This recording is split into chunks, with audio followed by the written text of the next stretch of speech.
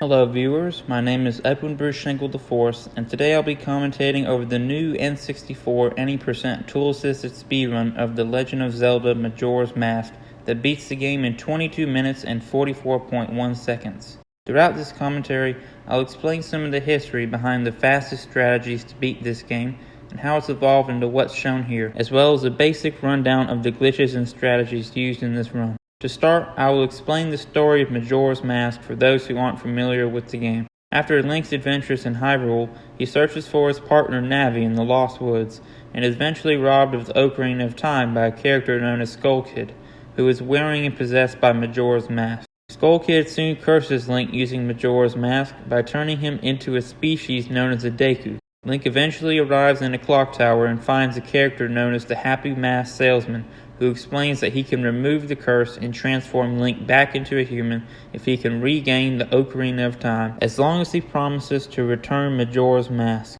However, Link has now arrived in a parallel world known as Termina, which will be crushed by the moon as Skull Kid draws it closer to the land, and if you don't collect the boss remains from all 4 dungeons and stop Majora's Mask, the moon will crush Termina and the world will end. The catch is, you can use the Song of Time to travel back to the beginning of the 3-day cycle, allowing you to stop the moon before the 3-day cycle ends. Now, let's take a look at how people used to go about beating this game as fast as they could. I'll start with First Cycle. First Cycle is a term for the first 3-day cycle, in which Link must obtain the magic upgrade and wait until midnight of the 3rd day for the clock tower door to open, so that he can take back the Ocarina of Time from Skull Kid and remember the Song of Time and rewind time. After rewinding time, Link returns to the Happy Mask Salesman with the Ocarina of Time, and the Happy Mask Salesman teaches Link the Song of Healing, which reverses the transformation curse and reverts Link back to a human. Once Link is human, you have the ability to use nearly any item in the game, while as a Deku you can't use any weapons, which means there's no way to accomplish anything significant within the game without turning back into a human. Due to the extremely limited number of items that Deku Link has access to, there's no way to make significant progress without completing the first cycle. There are ways to reach unintended areas and collect some items earlier than intended, but without being able to actually use said items, first cycle is unavoidable. There is a way to skip first cycle using memory and heap arrangements exclusive to Virtual Console to reference the file name so you can equip items from the pause menu that haven't been obtained yet, allowing you to put on the Goron or Zora mask and become human. But unfortunately that won't be relevant to this task due to several things that cause that to crash on N64. Now that you understand first cycle, I'll go into some detail about how players went about beating the game as fast as possible from there. After first cycle, players would typically buy explosive using rupees that they collected during first cycle and saved in the bank, and then players would use explosives to perform glitches that allowed them to travel backwards with negative speed from the recoil of rolling into an explosion as a means of traveling from place to place much faster than normal. It was also possible to use explosives to hover Link out of bounds in maps that have multiple exits grouped together in order to reach certain areas faster, like Deku Palace or outside the Lens of Truth Cave. This technique is known as alternate exit. Alternate exit was used with the nearby Great Fairy Fountains to travel between different regions of the game faster, since all the Great Fairy Fountains are loaded on the same map. A while later, it was discovered that only hitting an unintended hidden owl statue allowed players to warp to any owl statue in the game using the map's cursor position in the pause menu, which greatly eliminated the need to travel across fairy fountains. This trick became known as Index Warp, named after the person who discovered it, indexed it. It was also discovered that the cutscenes that play after beating the last 3 dungeons could be skipped by storing the Song of Time save prompt and opening it before the boss, then saving and resetting the game after collecting the boss's remains. A later method of skipping the cutscenes that didn't require Song of Time storage was accidentally discovered by the user Majora1176 and later figured out by Anthony Druck. It involved playing Song of Double Time or the inverted Song of Time on a blue warp to collect the remains while also escaping from the blue warp before the song's cutscene ends. This technique became known as Remains Escape. However, this was not discovered until much later. A user known as Exodus122 figured out how to reproduce a glitch, now known as equip swap in Ocarina of Time's pause menu, that equipped items over the wrong slots from either side of the pause screen, which allowed players to repeatedly equip a Zora egg over another item slot in Majora's Mask. This saved a fairly significant amount of time by skipping the collection of all the Zora eggs. The users known as Exodus122, Fash, and Mr. Cheese researched a trick known as text overflow, which allowed players to access the developer debug menu and grant the player any items they desired. The catch was, you had to play the Song of Sonic 63 times after performing a very specific sequence of actions on the Wii U in the Japanese version. The same trick was possible on the Wii version, but due to the lack of D-pad support, there's no way to navigate the debug menu. This all still required techniques only available to Human Link, meaning first cycle was still unavoidable. But then, one of the biggest discoveries in Majora's Mask was found. On November 12, 2019, Exodus122 published a YouTube video titled Majora's Mask Moon Warp, which showcased a way of warping to the final boss on the moon. It was discovered by Exodus122 and Fash, and made possible by Glitches and Stuff's discovery of boomerang style reference manipulation, which later became shortened as SRM, along with some research from Fash, Fig, and others. This technique was later deemed Moon Warp 1, after future methods of moon warping were found. Shortly afterwards, arbitrary code execution was made possible in Ocarina of Time. However, it wouldn't be demonstrated in Majora's Mask until much later. Shortly after this discovery, methods of total control arbitrary code execution were confirmed possible, allowing literally anything to be programmed into the game. Less than 2 weeks after Exodus's discovery of Moon Warp 1, Mr. Cheese, along with the help of other people's contributions, discovered a different way of wrong warping with SRM, which worked by using Link's exposition to overwrite the entrance value that a Deku guard normally sends Link to, using a similar SRM technique that didn't require the usage of Zora Link's boomerangs. Although only a limited number of wrong warps were available, the Goat Moon Trial happened to be one of them, making this Moon Warp 2. But this still required techniques only available to Human Link, which meant first cycle still couldn't be skipped, as noted by Mr. Cheese himself. A few months after the discovery of Ace in Ocarina of Time, the user Seedborn released a video demonstrating a wrong warp to the start of the credits with the Song of Time, using Ace with a specific set of characters used for his primary file name, although it was still slower than the previous method of beating the game due to the requirement of the Zora mask, which Moon Warp 2 was meant to skip. Once a faster way of performing this trick was found, this technique would forever remain the fastest way of beating the game. Right? Wrong. Around half a year later, Mr. Cheese later came up with the idea to use SRM to edit the entrance that a grotto sends you, allowing it to be possible to warp to any location in the game from the grotto in Ikana Graveyard and in Woods of Mystery, although Ikana Graveyard was used more often in speedruns due to being quicker to access. This technique was known as Grotto Overlay SRM, and using it to warp to Majora was known as Moon Warp 3. This became the new fastest moon warp since players didn't have to use alternate exit to reach Deku Palace and have to reach the Majora fight from the Goat Moon Trial. About another half a year later, Mr. Cheese found a new SRM application, now commonly known as Light Node SRM, which is the most capable form of SRM to ever exist. The user Türkenheimer, with some help from Riley, were able to figure out how to manipulate the entrance of the Clocktown Owl statue to be dependent on Link's angle using Light Node SRM, making it possible to warp between the dungeon's bosses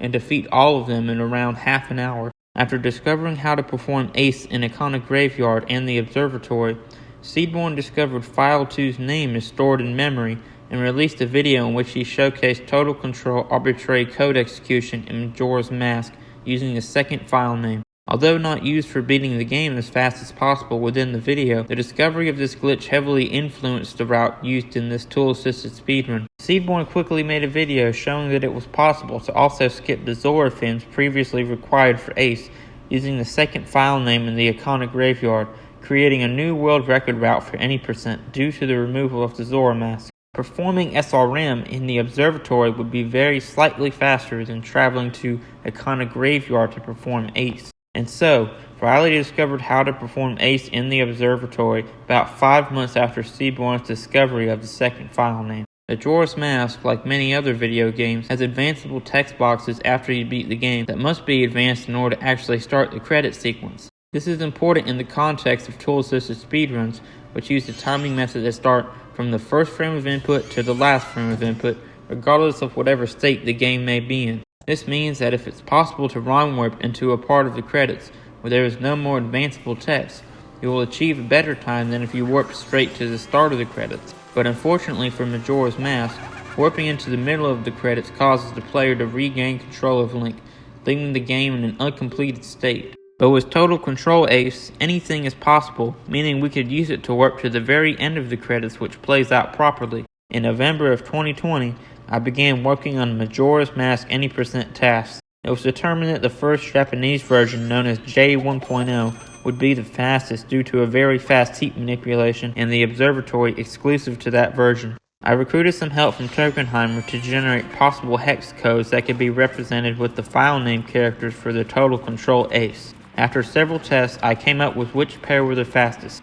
I contacted Fox and borrowed inputs from one of his work-in-progress any % TASs and used them for the second half of the Lost Woods segment, involving an extremely precise jump across a gap using the maximum speed from a Deku spin, as well as for the section afterwards to skip the Happy Mask Salesman cutscene, the end section, and the movement to the Scarecrow Shop in West Clocktown. I contacted Anzura to help brute force bomb drops in Termina Field later, and also requested him to do a little bit of research with Spectrum on the observatory heap to make sure bomb pulls were frame perfect, so that we wouldn't have to test the entire SRM setup each time. Riley explained to me how to properly execute the heat manipulation, and after about a month of work, on November 27th, 2020, we completed the first N64 tool-assisted speedrun of Majora's Mask to beat the game using Total Control arbitrary code execution to load the end of the credits. What you're watching here today is an improved and more optimized version of that run, which completes the game 0.8 of a second faster than the old tool-assisted speedrun.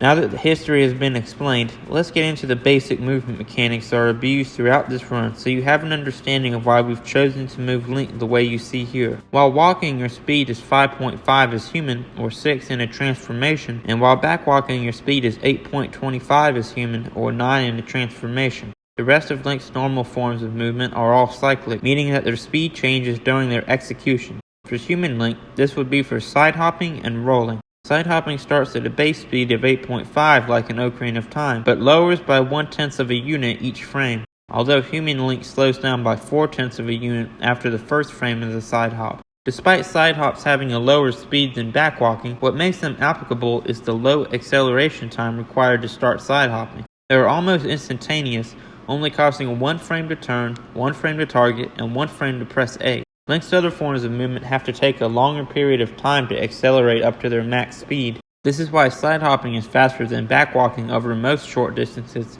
but backwalking is faster than side hopping over especially long distances due to the increased speed from the backwalking, eventually making up for the acceleration difference. Backwalks and side hops can both change their movement angle depending on the direction of the analog stick. Backwalks can usually curve between left and right with about plus or minus 7x on the analog stick while pulled back, although this is not always true depending on the current camera angle. Side hops can curve slightly forwards and backwards into the direction you're side hopping by holding the analog more up or more down. However, holding a direction away from where you started the side hop or backwalk will quickly reduce your speed to 0. Rolls are another form of cyclic movement, but isn't as commonly implemented into basic movement as much as backwalking and side hops due to a lower average speed when dividing your total speed count by the number of frames. It's still used in circumstances where it would be slower to set up a backwalk or side hop due to Link needing to be stopped at 0 speed in order to redirect his side hop or backwalk,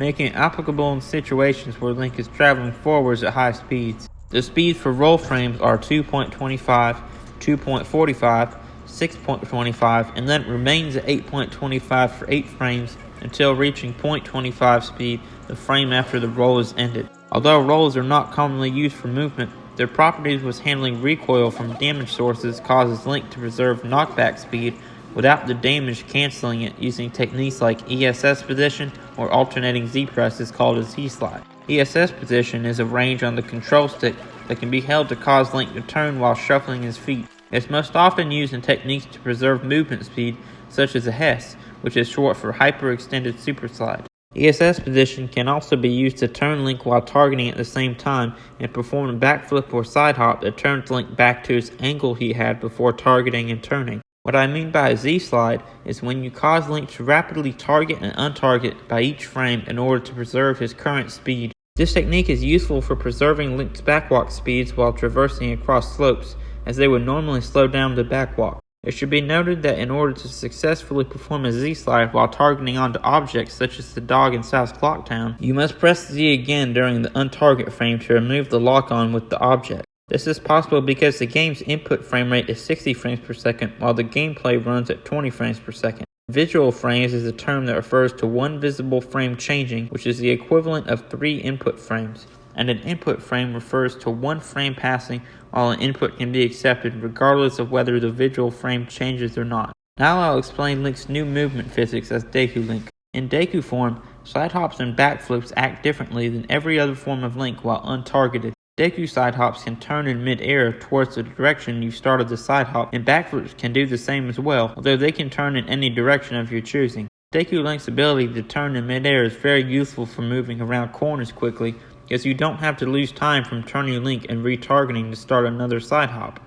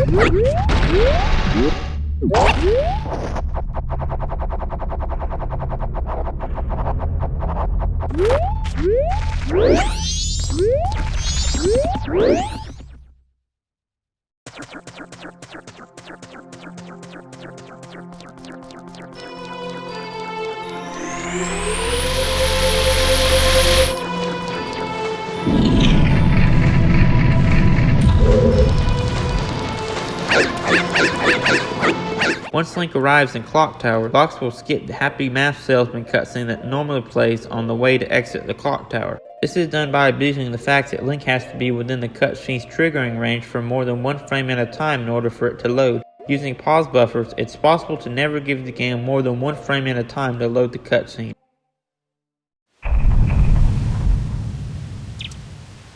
Right after the title card for South Clocktown is displayed, the game makes an automatic save here, and because of this automatic save, the next cutscene with title can be skipped by resetting the game and restarting the file. We need to make it night of the third day as fast as possible so that we can start waiting for the clock tower door to open. Listening to Grandma's story in the stock pod in happens to advance in-game time by a whole day using the bottom option, so it's most optimal for us to advance to the third day using her storytelling.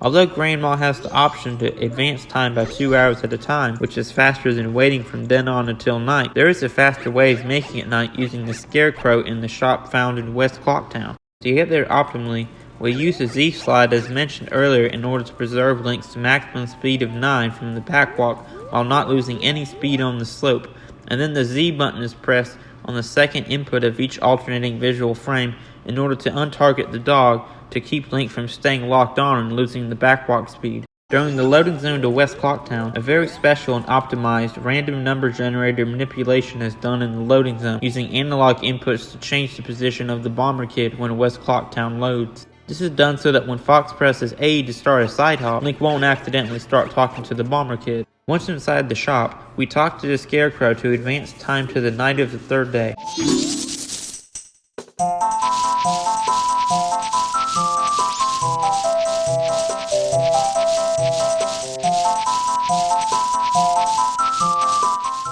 After the night transition, we change Link's facing angle right before the Scarecrow begins talking, so that after Link twists towards the Scarecrow, we have a good angle to use to side hop towards the door and exit the shop quickly.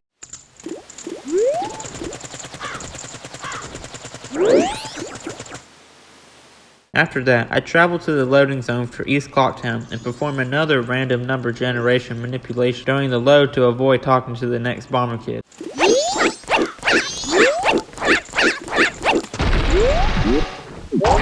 The stray fairy is collected so it can be used to get the required magic upgrade later on. I escape East Clocktown by backwalking against the guard's right side so that we can collect rupees from Termina Field's patches of bushes, and so that when we enter North Clocktown from Termina Field, we won't experience the normal introduction cutscene. The reason I'm collecting these rupees is so that we can buy the bomb bag to use bombs as Human Link later on. Bombs will be essential for manipulating the game's heat.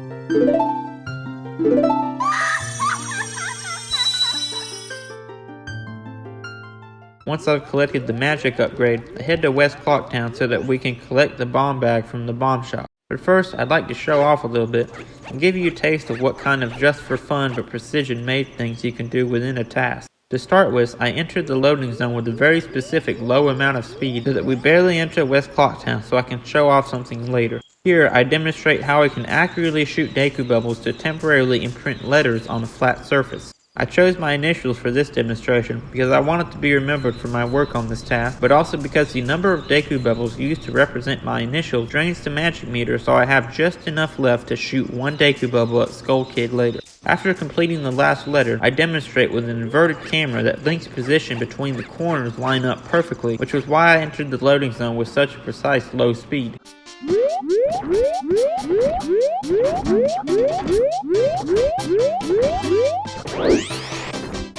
There isn't much we can do about the waiting time required for the clock tower door to open, so I'll explain some of the techniques I show off during that time. After exiting the bomb shop, I perform an inverted camera after already beginning a walk. This is because there is a 6 visual frame delay between targeting and retargeting to get an inverted camera, giving Link enough time to start a short walk before turning to start a side hop. I curve Link's momentum in reference to the inverted target camera so that we avoid talking to the banker on the next side hop, and we continue progressing toward the clock tower door. When we're on the slope to the platform, I repeatedly side hop while barely moving. This is done by retargeting the wall in front of us to redirect most of our momentum forward. Once at the top of the slope, I demonstrate every known vertical camera angle I can achieve within a repeated pattern of inputs from a non-moving position. After that, I use a technique known as a gainer by doing an untargeted backflip and then targeting the wall in front of Link to grab the upper ledge. From here, I perform a series of backflips and side hops just to be entertaining, as well as do a precise walk around the platform.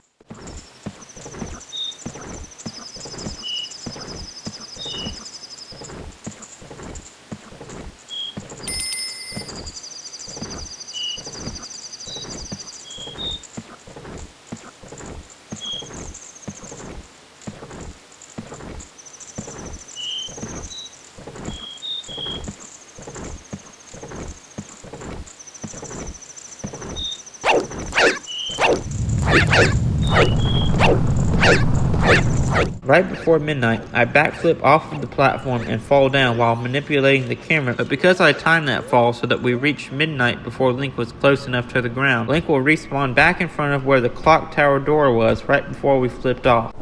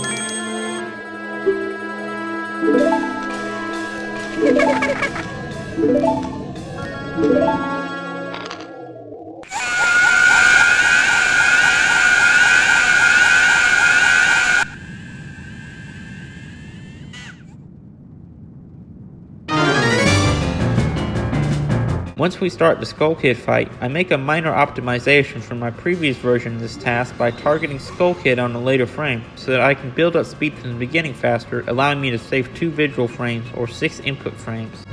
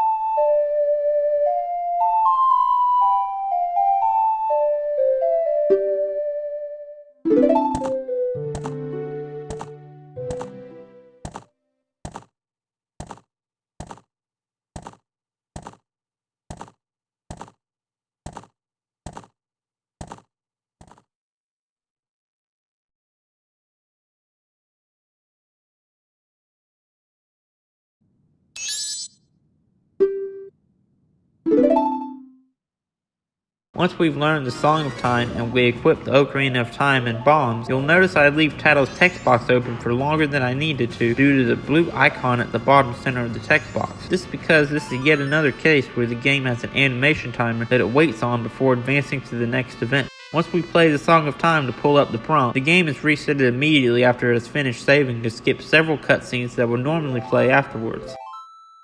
Here, I input the characters for the second file name in the most optimal path possible, saving one input frame from the old task by advancing backwards with C left, while also switching to the English character set at the same time to skip the usual non-C input frame that must be waited after pressing C to start the next C press. This saved time because in the old version, I waited to change the language until after pressing C, causing it to take a frame longer to navigate to the first character slot. Now that I've set up our file names to represent specific hex codes based on the characters, Link needs to regain his human form so that we can use bombs in order to set up SRM. You'll also notice more delayed prompts since they are also running on an animation timer. I made sure to close each prompt on the last frame possible, so that there's as much time to read them as I can show you while not losing any time.